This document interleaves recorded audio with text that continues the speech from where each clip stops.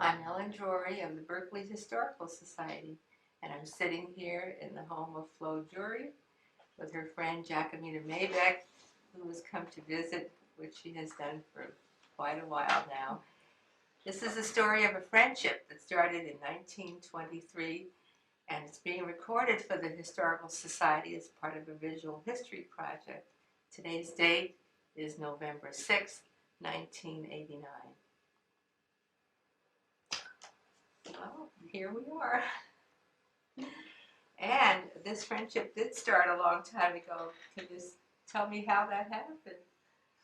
Well, perhaps we should say something about the beginning of the book, which is called The 4-Year Stretch. And one day Jack had a brilliant idea of perhaps writing an elaborate kind of Christmas card for some of our friends. And so we decided that we would write about our, at least the beginnings in college. And I know I came home and started writing, and after 3 or 4 pages, I decided that was awful, and I threw it away.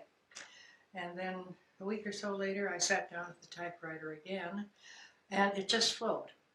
And Jack had the same experience. And so we finally achieved this book, only it became a kind of book rather than a Christmas card. And so now Ellen thinks that we should talk about it. And what shall I say about it? Well, why do you think we should talk about it? I mean, there's a lot of interesting information about Berkeley in that book, and about the university, of course. Mm-hmm. So, well, the plan was we wrote one segment, and I wrote one segment, Jack wrote the other, and we put it together. And it turned out to come together by years. And so we put a little chapter at the beginning of each year. Now I'll just read this one, 1923. President Harding died in San Francisco. French and Belgian troops occupied the Ruhr to enforce the reparations demanded by the peace treaty of 1919. And it's incredible to realize that we've had another world war since then.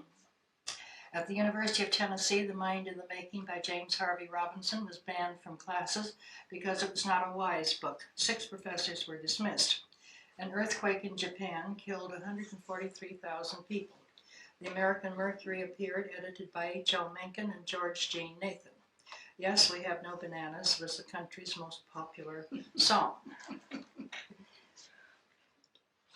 And then apparently my contribution is the first, followed by Jack's statement of how. Jackie, what brought you to Berkeley? Oh, I wanted to see the world. And here it was in Berkeley, I thought. And it was, too. And here we are, young and beautiful, coming to Berkeley. And this was in 1923. It's hard to believe that we're still friends, we're still talking together, working together in 1989, is it? Mm-hmm. Yes. And we had this idea of a Christmas card for our friends one time, and we put it all together, and it made quite a little book. But we just found we could talk to the book and put down the things we were doing in these 4 years that we were in college when we knew each other, and out of that sprang this friendship that has lasted until now. And we hitched our ideas of Berkeley and of our studies to what was happening in the world. And Flo can read you some of these things. We took turns writing a page and took full responsibility for it. So if Flo wants to read a little bit out. I could read where we met. As a matter of fact, I came down on the boat from Portland with my mother, needing a chaperone, of course, at my age. And we came into San Francisco and stayed overnight with my aunt and uncle in Oakland, and the next day I came out to Berkeley to see that I was properly registered at the university. And then I looked up my boarding house, which was St. Margaret's house on Haste Street, right near the corner of College Avenue. And then a day or two later, a college opened in the middle of August in those days, and a day or two after we'd arrived, we were installed, everybody, at St. Margaret's house, which was a training school for deaconesses in the Episcopal Church. They're now called social workers, but anyway, it was deaconesses then. And they had a large brown shingle house, and then they had built a long, what became the living room for the students along Haste Street. And then they had built a dormitory, a two-story dormitory at the back of their lot. You want to read the part that's the beginning of that, and then maybe you would like to talk about those days together. Well, I'll read a little bit then about the first meal at St. Margaret's house was breakfast on the morning of freshman registration. Sitting directly across the table from me was a tall, slender girl with curly, golden hair, which she denies she ever had, and blue eyes the shade of the northern summer sky. Her face was different, not pretty, but arresting and unforgettable in its planes and contours. And her name, Jacomena, also unforgettable. She told me she was born in Surabaya, Java, Indonesia. What romance! And I was born so prosaically in Boise, Idaho. How and why our friendship developed so quickly, neither of us can say. It was no time at all before we were smoking an after-dinner cigarette under the outside stairs of the dormitory building and talking. There was so much to talk about. Smoking was not only frowned upon for women, it was also strictly forbidden to smoke in residence houses, on campus, and even in most eating places. The old Black Sheep restaurant, then in its first location on the east side of Telegraph Avenue, quite near Sather Gate, did not frown. Sterling Osborne took me there for lunch one day. There was a small ice cream place on Telegraph next to the northwest corner of Dwight Way, where one could linger over a cup of coffee and a cigarette. Registration took place in Old Harmon Gym. When I emerged, there was a young man waiting for me. I had met him at the senior prom in June, the friend of one of my classmates. When I learned he was a student at Cal, I told him my glorious news, and he promised to look me up on registration day. And so he did. He took me to lunch, and I never saw him again. After all, he was a junior, and I was taller than he. Oh. On our first Sunday evening in Berkeley, Jack and I went to St. Mark's Club, one of the most important events of our college days, because of the friends we made there, friends who have endured through the years. Each of the big churches around the campus had university clubs. St. Mark's, then as now, on the corner of Bancroft and Ellsworth. Across Bancroft Way, there were big houses, mostly providing rooms for students. All are gone now, replaced by Edwards Track Stadium. There was a handsome and dedicated student chaplain who was loved and admired by everyone. Alec Barton, so soon to die so tragically. Oh, here's our book. We talked about it a little bit. And these were the pictures that were taken when we joined the sorority. Looks like you have curly hair. Is that Wavy, that's the curly hair? Wavy hair, but not curly hair.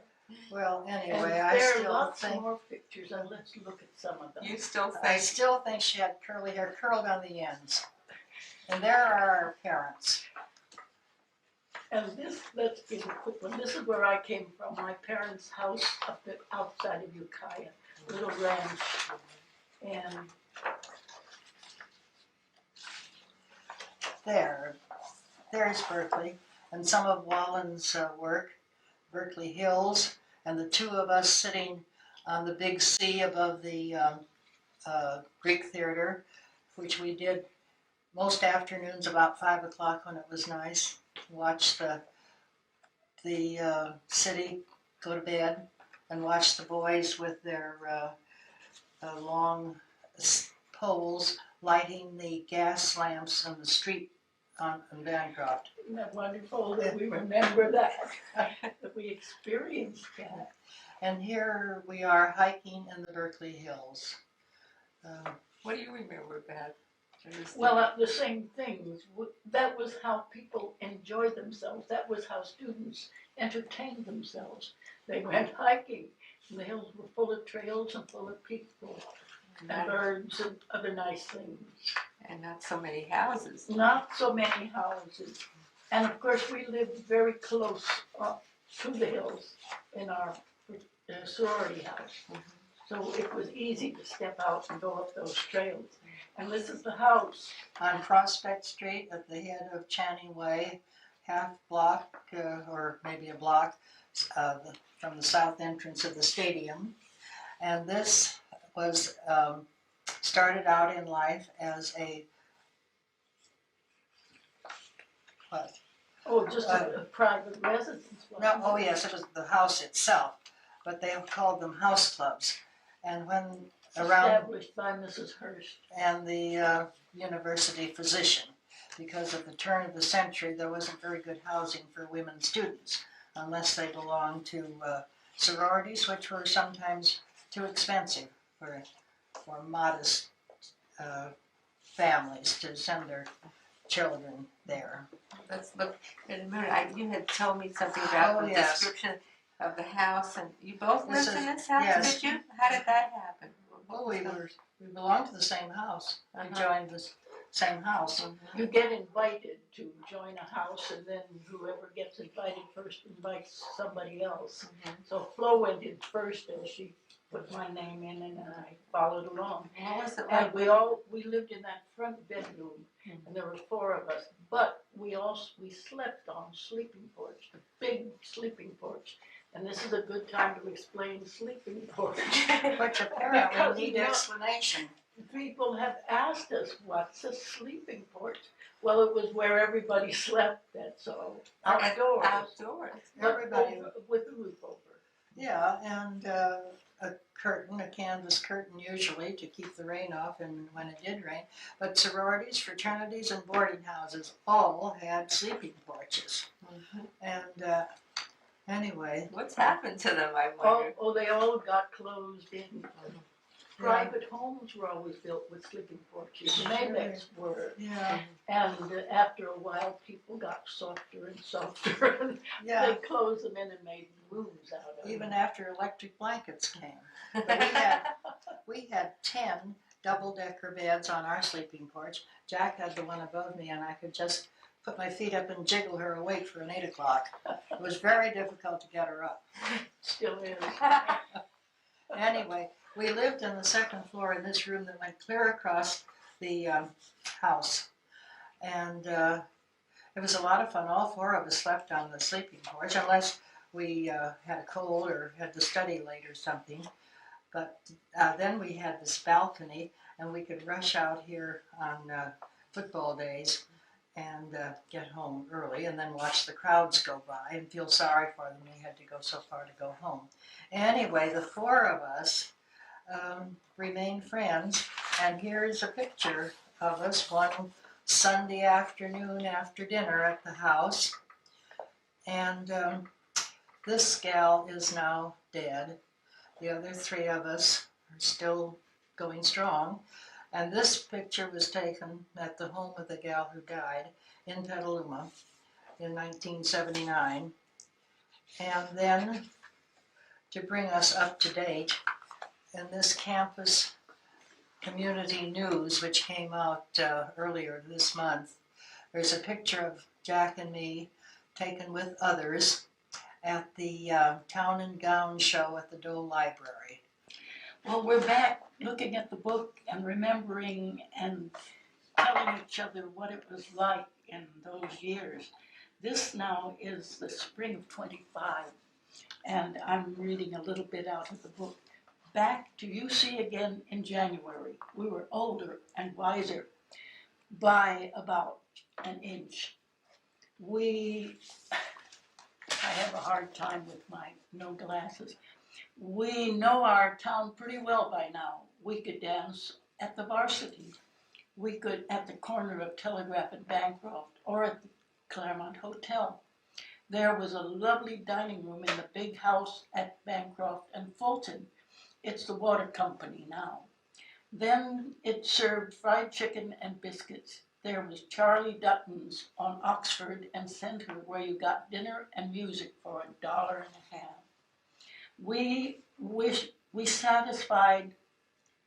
We swished our long skirts across the campus and always wore hats to the city, gloves too.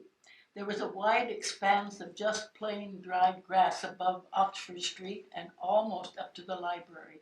The campus looked pretty rural. It was all downhill from the house on Prospect, where we lived, to our classrooms. Flo and I had a reputation for walking together very fast, and very few people could keep up with us. We had and Kay for roommates. Was a singer and Kay was going to be a doctor. We had the big front room with a view. That was wonderful. And then there was a wonderful Berkeley spring, the most unexpected and contrary spring anywhere. Heavy rain and cold would fill the early part of January, and then came an unbelievable spell of warmth and sun. Daffodils sprang up in hidden corners, tulips showed here and there, and so did the azaleas and the camellias. And at the end of January, the plum trees were a heaven of pink blossom among small bronze lead shoots. It made a giddy party picture along the streets. Sunsuits came out and shirts came off, and then crash, it's cold and rainy for March. Can you understand why we like Berkeley? Now, Flo could do some more out of the book if you like. Well, there are a lot of things that we can't get out of the book because it's a long book, but there are a lot of interesting segments in the book. Oh, you wanted us to talk about men too, didn't you? That comes up in the book. Well, I didn't know any men when I came here, except the one who met me at registration day and disappeared. But I did meet one in a botany lab because I couldn't cut a section of agapanthus. And I remember that because that was the first thing we ever worked on. I couldn't cut a section thin enough so I could see just one layer of cells. And I struggled with that for a while. And then this man across the table from me handed me a, what do they have, those things? Magnifier? No, that goes in the microscope. Slide already prepared. But I could see it all right, but I couldn't draw what I was looking at. And Jac had the advantage of me because she's pretty good at drawing. And so I flunked that class, had to take it over in the summertime. But anyway, I met Hal that way. And he didn't have too much time for dates because he smashed baggage at night at the Oakland Mole. And he was an English major, which was nice. But anyway, he finally asked me to go to the city the night of the big game, and that was terribly important. More important than the finals that were coming up. Did you two go out together ever? I mean, Once in a while, because she had a permanent escort when she wanted him. Who was that? Wallen lived in Berkeley after all, and then Jac met some other men too, just as I had. I met other men too, eventually. How did you do that? Tell me about it. What do you? You go to meetings and you go. Oh, we went to the Cosmopolitan Club. Remember? Yes, and there you meet. There we met very interesting people, and the men there were from everywhere, India especially, and they were all very aggressive. So it was very easy to have a date if you could cope with it. And neither one of us felt that we could cope very well, especially Jac almost got raped in the hills. Nonsense. I came from the country. You don't rape a country girl. She can fight. Well, anyway, you escaped. But my Indian wasn't as aggressive. He just became suicidal. That didn't last long. But we never went to the Cosmopolitan Club after that. But there were parties. We went to the St. Mark's Church, and they had a very good group of young people, and we all got to be very good friends. And of course, I had Wallen, and Wallen would take me out all sorts of places. And he also lived up on the hill and had a house. And a car. A car and a house with the dance floor, and we had parties with the people that we met in other places. We brought them all up to the hill and we danced and had parties. Mhm. So That was in the studio, right? yes, after all, a university is a kind of soup of human beings, and they're all meeting each other and making little friendships and encounters.